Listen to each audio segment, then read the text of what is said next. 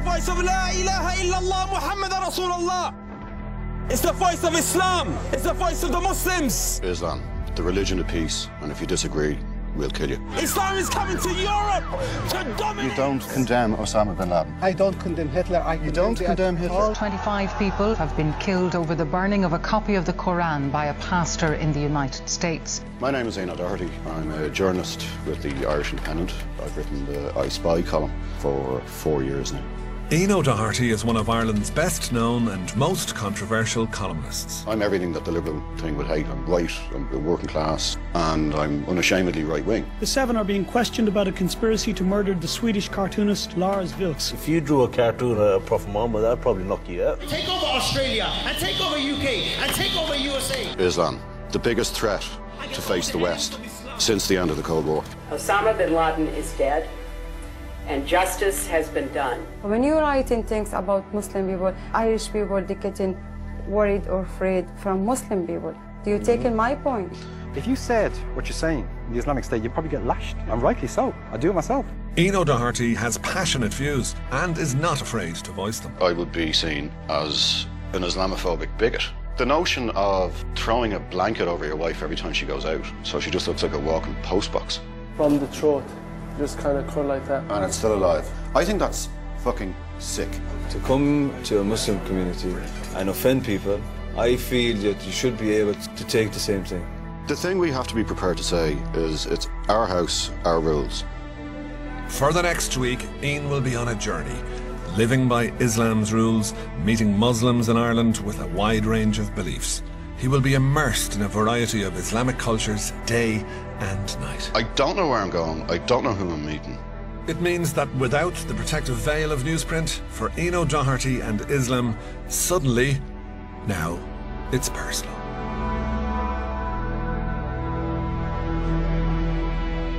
Ian O'Doherty's week-long immersive journey through Islam begins tomorrow. Islamic law forbids alcohol, so Ian's newspaper colleagues see him off with one last pint. Tomorrow morning, you leave your house with a bag. And a sense of deep foreboding. I just think you're putting yourself into a potentially dangerous situation. It's a radical faith who have a lot of nutcases who are quite prepared to act accordingly. But I would imagine from the kind of people who would agree to do something like this, they're not necessarily the screaming mullahs, you know? Yeah. My fear for all of this is that it'll be very kind of caricaturish. You know, you're going to be seeing them on a lot more levels, and hopefully they'll be able to see you on a lot more levels. Just one backslash, Yeah. Are you drinking at Muslim lads? Apparently not. So you secretly drink in your room. Why do people keep on bringing up an issue about drink? So is it my house, my rules? Absolutely. At least you have to give them the benefit of the doubt. I mean, these people are opening their house to you. They're welcoming you in. They've probably read your columns. This is the first occasion in my life that I would be absolutely delighted if some people hadn't read my columns.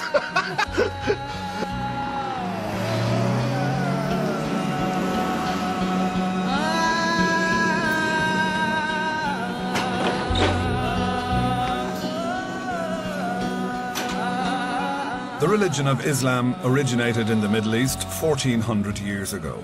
An estimated 40,000 Muslims currently live in Ireland. Like Christians, Muslims believe in one God, but use his Arabic name, Allah. Muslims acknowledge Jesus Christ as one of God's prophets.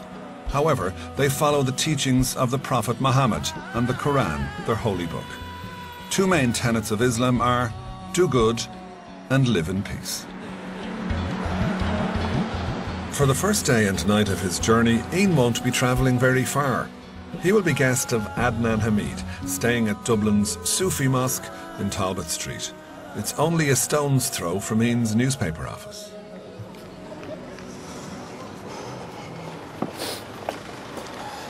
Ian, is it? Yeah. Ian, how you doing, man? Adnan. Adnan. Nice to meet you, Nice to man. meet you. Nice to meet you. How are you? Grand, grand. Good man, good man. These are your bags, are they? They are indeed. Do you want me to just put it in there? Yeah, cool. Place as well. Yeah, it's too much handle. Right, Ian, you don't mind taking off your shoes, do you, Ian? I even remember to wear socks today. How long is it open? This mosque is open 3 years. Anybody and everyone is allowed in. And so, come here, tell me a little bit about yourself. Were you born here, or where'd your father come from? Actually, I was actually born here in Rotunda. My grandfather came here in 1957, from Pakistan. He had a restaurant, Indian restaurant. So once my father and mother came over, they got married, and that's where it all started. And now, thank God, touch wood, we're 4th generation running in Ireland. But as a tradition, there's 13 of us living in the one house. That's my mother, my father, me, my wife, my 2 children, my elder brother, his wife and 4 children, and my younger brother, who's the only bachelor. He's 25, Must be fun trying to get into the bathroom in the morning before you go to work. It's a real pleasure meeting you and talking to you. Likewise. I've read your articles. There's something that you've written, and I swear to God, man, I really disagree. And you don't say this about anybody else's culture or religion. You would say you burned the Quran. See, I'm a journalist. I'm not in the business of burning books. I know, but why would you say you burned the Quran? Because that's like me saying, God forbid, God forbid. That's like me saying burn the Bible. If you wanted to do it, do it. No, but why would you do that? It's not your book. It's not your book. It's not my book. It's not anybody's book. It's a book from God. I understand that people of faith believe it's a book from God, but I'm an atheist, so I wouldn't agree, right? As far as I'm concerned, it's just a book. I think burning it, however, is obnoxious, but you should have the freedom to burn it without being killed. Do you have many followers with you that would burn the book of Quran in Ireland? I don't have any followers. Do you want to go to the restaurant? I would love to go to the restaurant. We can do a bit of food. Adnan Hamid's family runs a successful Eastern eatery on Dublin's busy Mary Street. The restaurant doesn't serve alcohol, in keeping with Islamic law. Ian, since you're here in my restaurant, man, do you want to cook some food for me? I'll eat it. I'll eat it. Okay, but be warned. Don't worry, man. Just be warned. Don't worry. He's a perfectly nice guy. But when it comes to the core issues, well, I want to see the conversation develops, and I want to see what he really thinks. A lot of chilies, man. I want to get into sort of the core moral values that they have. What I know of him, and then I read of him, I think he's a bit of an oddball. I think he's a nerve wreck. He doesn't feel safe, not only around Muslims, he doesn't feel safe around anyone. He gets his shakes, he's sweating all the time. He's just one of those guys that, I don't know, I've never actually met a guy like that. It'd be just my luck that I come down with a bloody head cold. I'm completely bunged up and dealing with colds the way all men do. The amount of fucking chilies. There's already chilies in the curry sauce, and there's already too much chilies in the powder and the crushed chili, and then you got fresh chilies, and you whacked it in, and it's not burnt properly. I'll do anything else. I fucking jump the cliff, but I won't have any of that, I'm sorry. Now, let's go and poison somebody. Cooking, I just find it really relaxing. And I had a mother who was really into food, and I think that's really important. I was once asked if I had a choice of being a head chef in a really good kitchen or being the editor of a paper. I said I'd have to think really strongly about it, because I find journalism to be very stressful, whereas cooking is actually very relaxing, So Ian, can I go back to to what I've read and to what I know about you? You seem to be Islamophobia over a small minority of Muslims. I see the media is leaving out a few things, the other countries, but when the Muslim does something, the media goes against it straight away.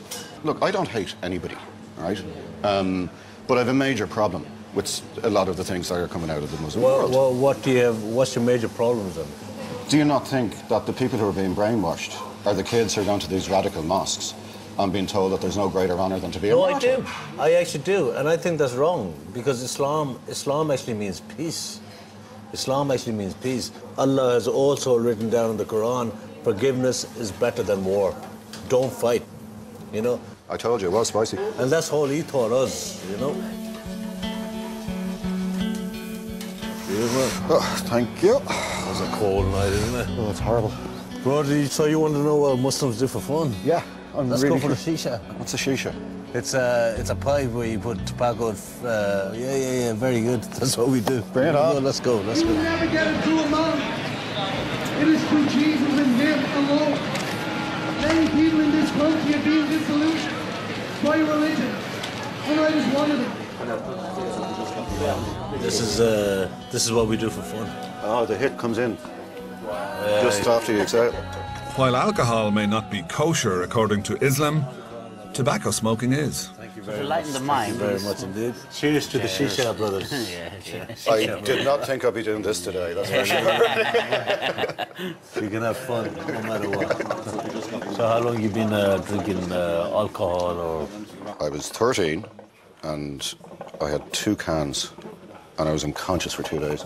And the parents grounded me for a month, but I drink because I like it, right? And it's not a problem for me. Whereas what I can't understand about, and it's not just the younger generation, it's every people of all generations who drink and they don't seem to enjoy it. Long time ago when I was a kid, I took a few sips or whatever of alcohol or whatever. You do stupid things, you know.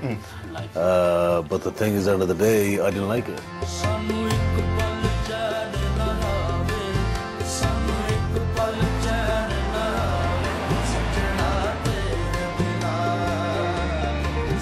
Back at the mosque for the night, discussion turns to Muslim protests against cartoons of the Prophet Muhammad.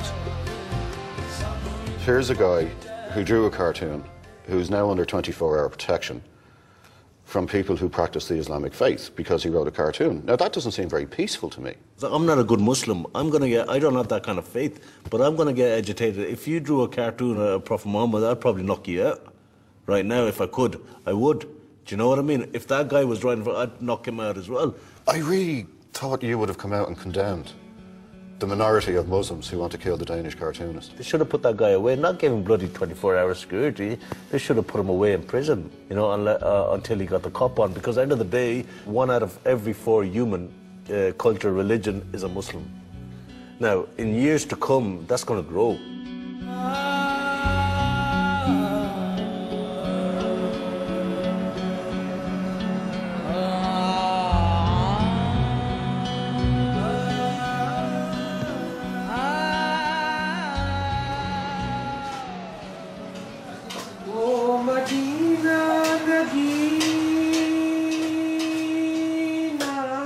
You be sleeping in the mattress. Okay, thank you. You're the guest.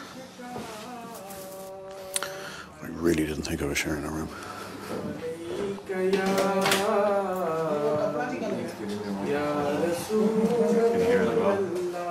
Toilets, showers, there's sinks, and everything like that. Great. Okay, it's not a hotel. No, it's fine. Okay, it's a mosque, so yeah. Okay. Yeah.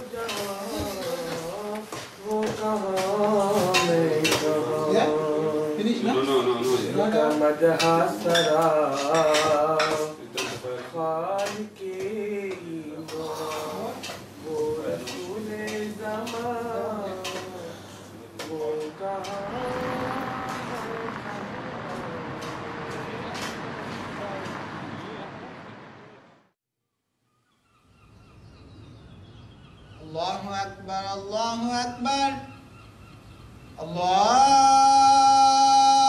Akbar. Unlike most newspaper columnists, Muslims are woken for prayer at sunrise by the call of the muezzin.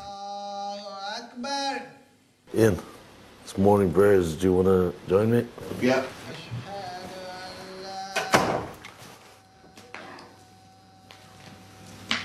How are you feeling? How do I look? Look and feel. I didn't get 1 minute sleep. Not one. The night was okay. I slept like a baby. I never...